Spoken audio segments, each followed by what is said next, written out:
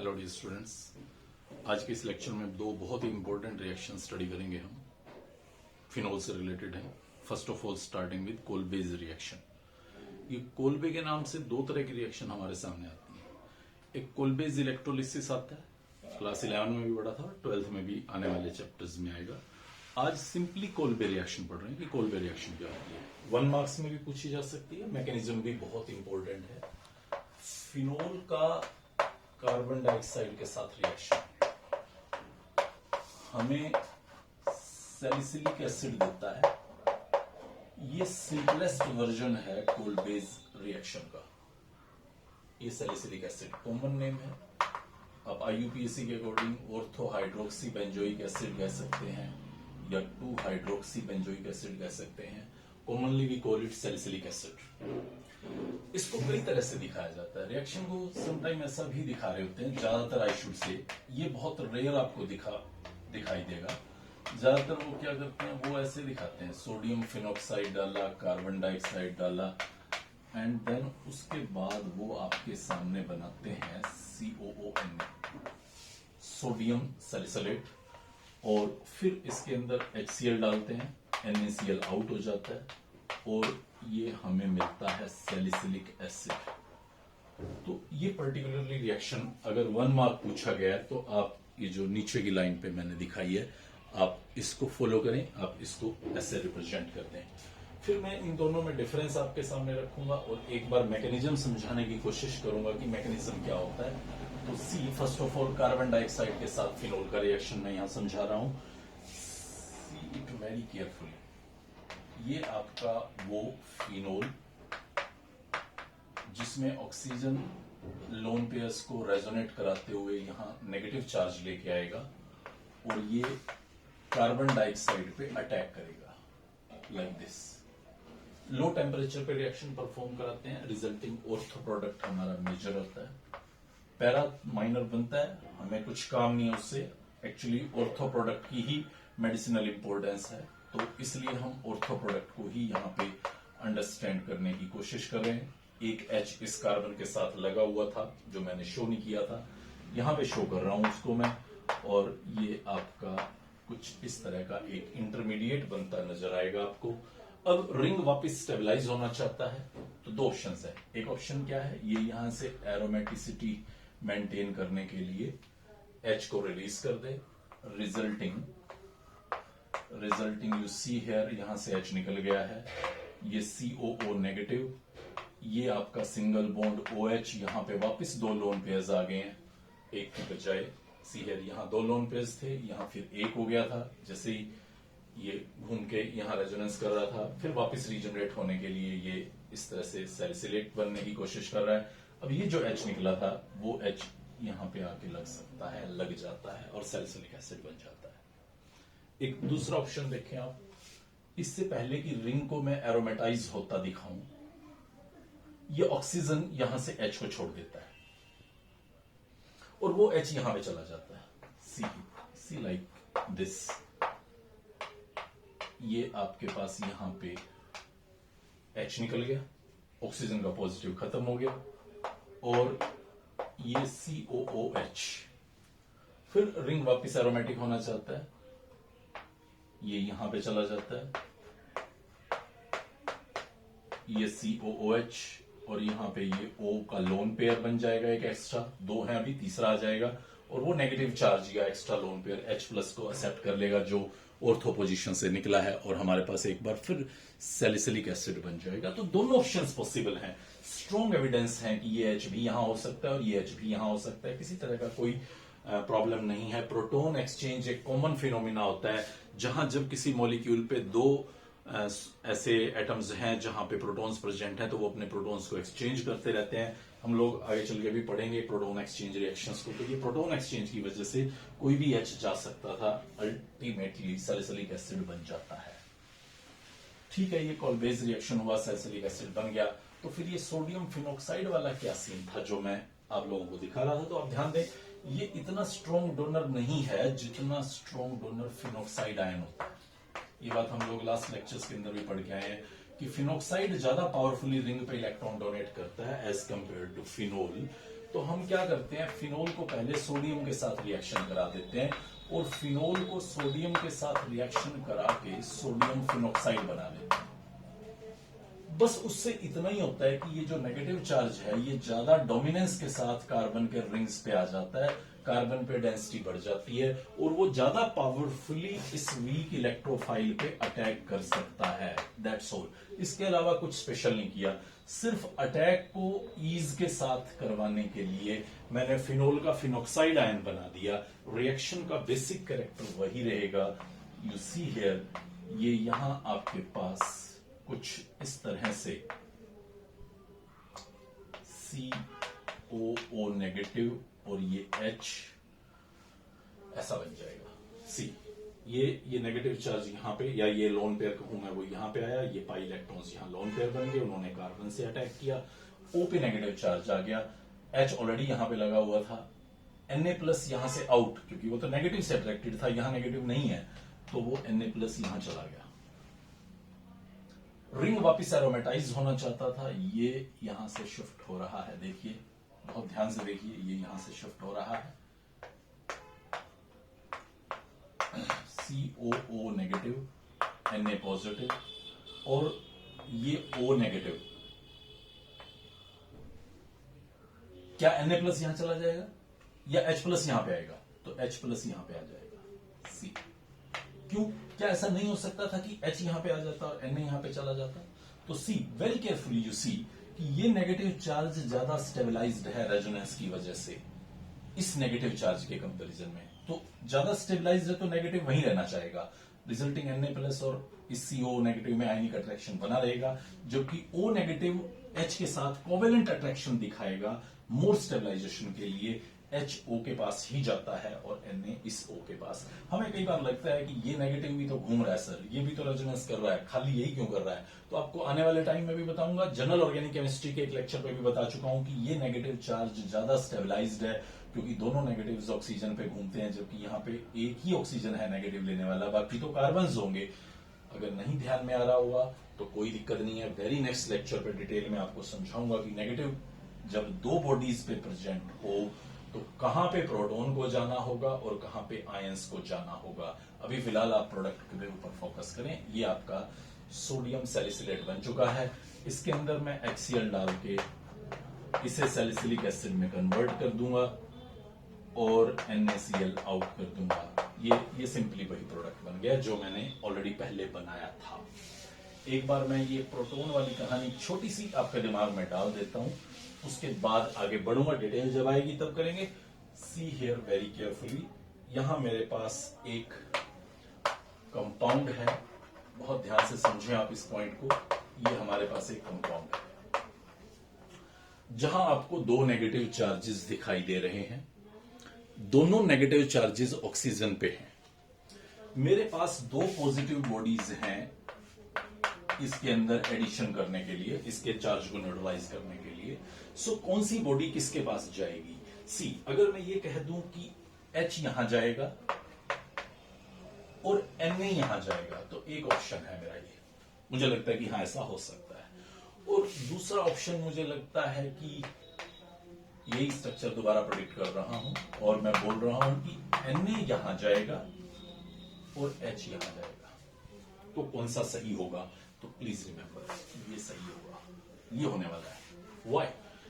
ये ionic bond है इस स्पीसीज में और Na+ में आयनिक बॉन्ड है, मतलब ऑक्सीजन पे नेगेटिव चार्ज है और नेगेटिव चार्ज दो जगह पे स्टेबलाइज्ड है, मतलब ये कुछ स्टेबल नेगेटिव है।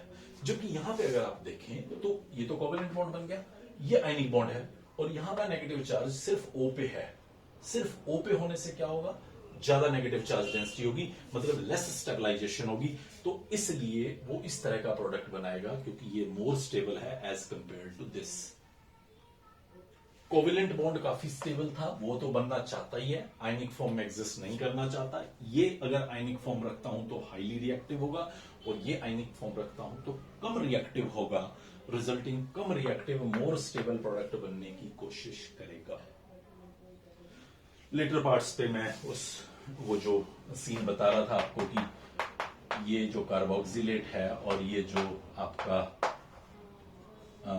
बेंजीन था, सी हियर, लाइक ऐसे बना देता हूं, तो इसमें भी रेजोनेंस तो होता था, रेजोनेंस तो इसमें भी होता था, बट ये मोर स्टेबल होता था। ये हम लोग नेक्स्ट लेक्चर के अंदर डिस्कस करेंगे। नेक्स्ट रिएक्शन की तरफ आगे बढ़ते हैं। अभी कॉल-बेस्ड रिएक्शन हमारी कंप्लीट हो जाती है। इंपॉर्टेंट रिएक्शन थी, सैलिसिलिक एसिड बनाने के काम आती थी। दूसरी एक इंपॉर्टेंट रिएक्शन यहां पे बता रहा हूं, रिमर-टिमन रिएक्शन। रिमर-टिमन रिएक्शन अगर 1 मार्क में आपसे पूछी जा रही है तो आप फिनोल के अंदर क्लोरोफॉर्म डालें, KOH डालें, और आपको एक प्रोडक्ट देता है, ये कॉमन नाम लिख रहा हूं इसका, salicyl aldehyde, ortho hydroxy benzaldehyde या 2 हाइड्रोक्सी बेंजल्डिहाइड। कॉमन नेम है सैलिसिल एल्डिहाइड। तो फिनोल का इस तरह से सैलिसिल एल्डिहाइड फॉर्मेशन, यही रिमर-टिमन रिएक्शन है, जो 1 मार्क आपका आंसर होगा। बट अगर हम डिटेल मैकेनिज्म की बात करें कि किस तरह से रिएक्शन होती होगी, तो एक बार नोटिस करें, यहां पे ये आपका वो क्लोरोफॉर्म है, CHCl3। इसके अंदर मैं KOH डाल रहा हूं, OH नेगेटिव, जो एक बेस की तरह से इसके H+ को आउट करेगा। H+ को आउट करने के बाद हमारे पास ये बनता है कार्बेनाइन CCl3 नेगेटिव। कार्बन अपना नेगेटिव हटाने के लिए क्लोरीन को आउट कर देता है, ये बनता है CCl2 डाई क्लोरोकार्बीन। ये डाइक्लोरोकार्बीन बनता है, और ये डाइक्लोरोकार्बीन एक इलेक्ट्रोफाइल है। प्लीज रिमेंबर, आपको समझाया गया था कि डाइक्लोरोकार्बीन या carbenes electrophile as well as nucleophile दोनों तरह से एक्ट कर सकते हैं। यहां पे कार्बन एक इलेक्ट्रॉन डेफिशिएंट बॉडी है, जहां कार्बन के पास 6 इलेक्ट्रॉन्स हैं, सेक्सटेट कंप्लीट है उसका, और ये एज एन इलेक्ट्रोफाइल एक्ट करके इस फिनोल की ऑर्थो पोजीशन पे सब्स्टिट्यूशन शो करेगा। ये डाइक्लोरोकार्बीन अपनी खाली ऑर्बिटल्स के अंदर कुछ इस तरह से इलेक्ट्रॉन्स लेगा। सी है, ऑक्सीजन लोन पेयर्स के साथ यहां पे आ रहा है, और ये नेगेटिव इस कार्बन पे अटैक करेगा। तो मैं यहां आपके सामने एक इंटरमीडिएट स्टेज रिप्रेजेंट कर रहा हूं। सी है, ये लोन पेयर पाई बन गया, पाई यहां पे लोन पेयर बन गया, और उसने इस कार्बन पे अटैक कर लिया। कार्बन पे अब ये नेगेटिव चार्ज आ गया, क्योंकि CCl2 डाइक्लोरोकार्बीन एक अनस्टेबल इलेक्ट्रॉन डेफिशिएंट बॉडी थी, बट जब आप इलेक्ट्रॉन डोनेट करेंगे तो न्यूट्रल था वो, एक्स्ट्रा इलेक्ट्रॉन आए तो उसके ऊपर नेगेटिव चार्ज आ जाएगा। ये यहाँ पे H लगा हुआ है, ये ऑक्सीजन यहाँ से H को रिलीज कर सकता है, ये कार्बन का नेगेटिव उसके H को ले लेगा। फाइनली हमारे पास ये कुछ ऐसा एक स्पीसीज बनता नजर आएगा। ध्यान से देखें, ये C के नेगेटिव ने वो H ले लिया जो O के पास था, और ये 2 क्लोरीन उसके साथ लगे हुए हैं। रिंग वापस एरोमेटाइज होने के चक्कर में इस H को रिलीज कर देगा, फिर वापस इस डायरेक्शन में आ जाता हूं। ध्यान रखिएगा कैसे मूव कर रहे हैं हम, यूं आ रहा हूं मैं, तो ये O पे नेगेटिव चार्ज आ जाएगा, ये रिंग एरोमेटाइज हो जाएगा, ये CH पे 2 Cl लग जाएंगे, और ये जो H छोड़ा है वो ये O ले लेगा। एक एक बात ध्यान रखिएगा, रिएक्शन बहुत इंपॉर्टेंट है, बहुत इंपॉर्टेंट। मुझे ये कहने में कतई शक नहीं है कि आपकी ऑर्गेनिक क्लास 12th की सबसे इंपॉर्टेंट रिएक्शंस में से एक रहेगी रिमर-टिमन रिएक्शन। किस तरह से CCl2 पे अटैक होके ये आपका एक प्रोडक्ट बना है, OH CH और उस CH के ऊपर 2 Cl। तो मैं यहीं से फिर दोबारा रिएक्शन को शुरू करता हूं कि अब आगे क्या होगा। सी, ये हमारे पास वो फिनोल, और ये उसके पास वो कार्बन जहां पे 2 Cl लगे हुए हैं।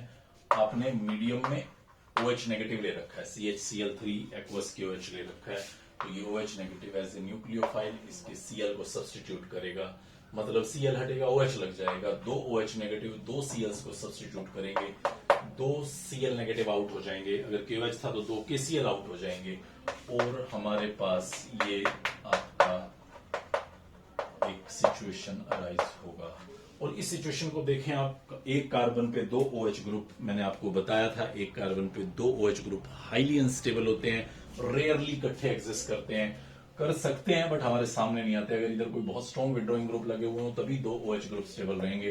तो ये वाला O यहां से एक H को ले लेगा, और रट्टा मारना चाहें तो ऐसे याद रख सकते हैं कि ये कार्बन पे जब दो OH ग्रुप लगे होते हैं तो कोई एक वाटर की फॉर्म में आउट हो जाता है, लाइक दिस सी हियर। ये ऑक्सीजन ने H लिया अपने पड़ोसी ऑक्सीजन से, एंड देन उसके बाद ये यहाँ पे पाई बॉन्ड बन जाएगा और यहां से ये वाटर आउट हो जाएगा। तो ये आपका वो प्रोडक्ट बन रहा है salicyl aldehyde, C double bond OH plus water. तो ये आपका वो सैलिसिल एल्डिहाइड प्रोडक्ट बन गया, रिमर-डिमन रिएक्शन का एक बहुत ही इंपॉर्टेंट प्रोडक्ट। एक और रिएक्शन हमें समटाइम रिमर-डिमन रिएक्शंस की फॉर्म में ही दिखाई जाती है, तो एक बार उसके भी रिएजेंट्स रिएक्टेंट्स को देखिए और फिर देखिए किस तरह से वो प्रोडक्ट बनता होगा। इस वर्जन में फिनोल को CCl4 के साथ NaOH की प्रेजेंस में कुछ हाई टेम्परेचर रख के गर्म किया जाता है तो सैलिसिलिक एसिड बनता है। दोनों में डिफरेंस देखें, वहां मैं सैलिसिल एल्डिहाइड बना रहा था, ये सैलिसिलिक एसिड बनाया। हम लोग ज्यादा मैकेनिज्म्स पे नहीं जाएंगे, एक्चुअली डीप मैकेनिज्म देखें तो यहाँ कुछ ऐसा अपीयर होता है कि कार्बन डाइऑक्साइड गैस निकलती है CCl4 से, और वो कार्बन डाइऑक्साइड ठीक वैसे ही जैसे कॉल्बे रिएक्शन में बढ़ा था वैसे इसके साथ रिएक्शन करती है। कुछ जगहों पे ये भी बताया गया है कि CCl3 बनता है और वो CCl3 बनने के बाद इस कार्बन पे अटैक होता है और हमारा यहाँ पे कुछ इस तरह का स्पेसिस जनरेट होता है। फिर एक्वस KOH Cl को सब्स्टिट्यूट करके यहाँ पे 3 OH लगा देता है, फिर 2 OH आपस में रिएक्ट करके वाटर आउट कर देते हैं और सैलिसिलिक एसिड बनता है। ये सब क्रेमिंग भरा पार्ट रहेगा, ज्यादा इंपॉर्टेंट नहीं है। आप क्लोरोफॉर्म के साथ जो KOH का रिएक्शन है उसी पे वर्कआउट करें, उस पर फोकस करें। इस तरह की जो रिएक्शन आपको दिखाई दे रही है या तो आप डायरेक्टली क्रैम कर लें या जस्ट उसे इग्नोर करें और उससे पीछे वाली रिएक्शन पे ही वर्कआउट करने की कोशिश करें। ये सब कहानी हमारे पास रिमर-डिमन रिएक्शन से रिलेटेड थी। अभी हम लोगों ने इन दोनों रिएक्शंस के अंदर, स्पेशली मैं कॉल-बेस्ड रिएक्शन में कहूं तो कॉल-बेस्ड रिएक्शन में हमने एक बहुत ही इंपॉर्टेंट प्रोडक्ट बनाया सैलिसिलिक एसिड।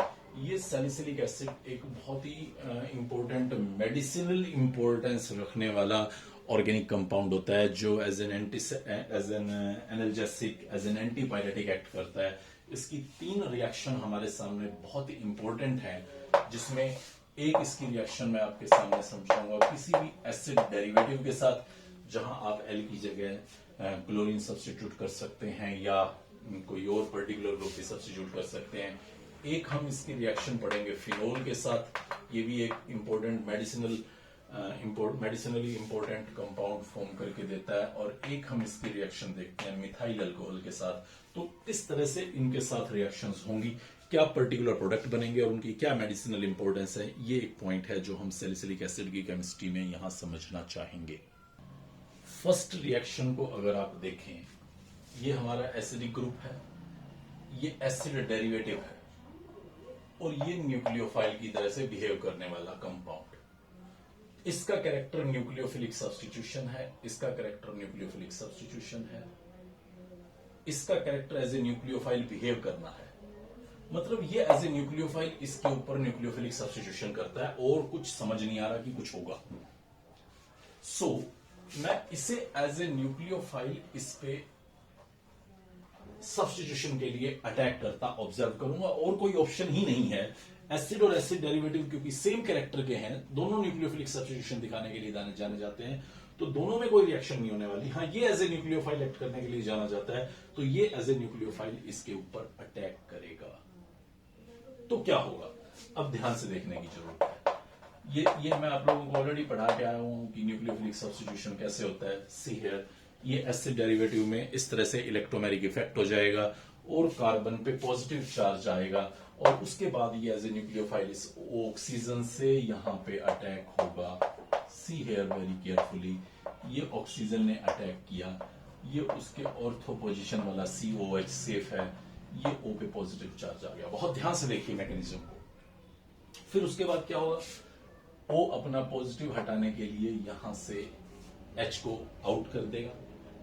क्या ये H+ इसके पास चला जाएगा? नहीं, इसका कैरेक्टर तो न्यूक्लियोफिलिक सब्स्टिट्यूशन का है, मतलब C डबल बॉन्ड और रीजनरेट होना है और L को यहां से आउट होना है। एडिशन नहीं हो सकता कि मैं H को यहां डाल दूं।